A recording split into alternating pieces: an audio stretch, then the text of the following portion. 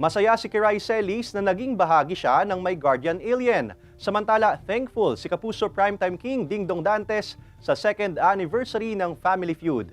Narito ang report ni Hazel Alviar.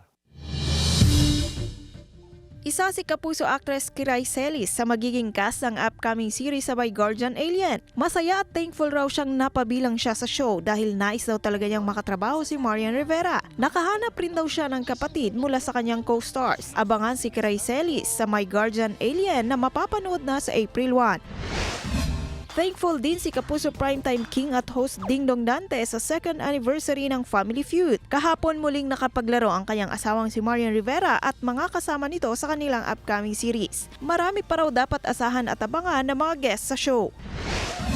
Samantalang karakter ni Isko Moreno na si Tiagong Dulas ang magiging alas ni Elias Guerrero, ang karakter ni Ruru Madrid sa Black Rider. Susubukang hanapin ni Elias ang isla ng Alakdan para tapusin ang kanyang paghiganti at si Tiagong Dulas ang kanyang magiging kakampi. Abangan yan sa bagong kabanata ng Black Rider pagkatapos ng 24 oras. Hazel Alviar, Balitang Southern Tagalog.